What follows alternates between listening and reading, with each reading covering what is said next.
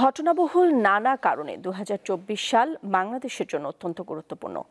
রাজনৈতিক, সামাজিক, অর্থনৈতিক ও পররাষ্ট্রনীতি সহ বিভিন্ন ক্ষেত্রে বড় পরিবর্তনের সাক্ষী এই বছর।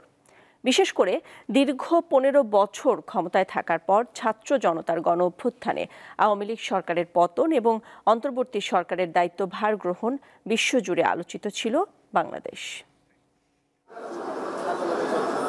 বাংলাদেশের মানুষের কাছে ২০২৪ চিরস্মরণীয় হয়ে থাকবে।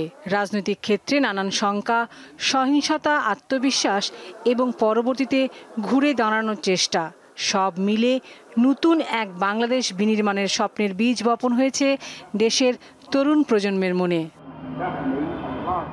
ঘটনাবহুল বছরের শুরুটা হয় ৭ জানুয়ারি নির্বাচনের মধ্যে দিয়ে। বিরোধী দলগুলো বয়কট করলেও আওয়ামী লীগ সরকারের অধীনেই অনুষ্ঠিত হয় দ্বাদশ জাতীয় সংসদ নির্বাচন, যেখানে টানা চতুর্থবারের মতো দেশের প্রধানমন্ত্রী হন শেখ হাসিনা। ৯ জানুয়ারি ভোটের ফলাফলের গেজেট প্রকাশ করা হয় এবং ১০ জানুয়ারি জয়ী সাংসদরা শপথ গ্রহণ করেন। মূলত এরপর থেকেই একটু একটু করে শুরু হয় অস্থিরতা। সরকারি, বেসরকারি কর্মকর্তা ও রাজনৈতিক নেতাদের অর্থ লোপাট সহ নানা দুর্নীতির চিত্র উঠে আসতে থাকে। ২০২৪-এর সবচেয়ে আলোচিত বিষয় কোটা সংস্কার আন্দোলন বা জুলাই আগস্ট গণ অভ্যুত্থান। দেশের সব সরকারি চাকরিতে কোটা পদ্ধতির সংস্কার, বিশেষ করে মুক্তিযোদ্ধা কোটার সংস্কারের দাবিতে রাস্তায় নামে শিক্ষার্থীরা, যা পরবর্তীতে রূপ নেয় সরকার পতনের আন্দোলনে। রক্তাক্ত এই আন্দোলনে প্রাণ যায় আবু সাইদ, মুগ্ধ সহ প্রায় ২,০০০ মানুষের। আহত হন কয়েক হাজার মানুষ।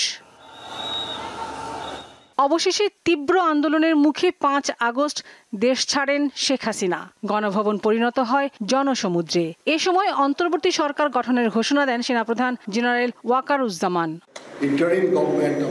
ফ্রান্স থেকে ফিরে ৮ আগস্ট অন্তর্বর্তীকালীন সরকারের প্রধান উপদেষ্টার দায়িত্ব নেন নোবেলজয়ী অর্থনীতিবিদ ডক্টর মোহাম্মদ ইউনূস। প্রাথমিকভাবে ১৬ জন উপদেষ্টাকে নিয়ে শুরু হয় যাত্রা। এরপর কলেবর বেড়ে মোট সংখ্যা দাঁড়ায় ২২ জনে। আমি আইন অনুযায়ী অন্তর্বর্তীকালীন সরকারের প্রধান উপদেষ্টা পদের কর্তব্য বিশ্বস্ততার সহিত পালন করিব।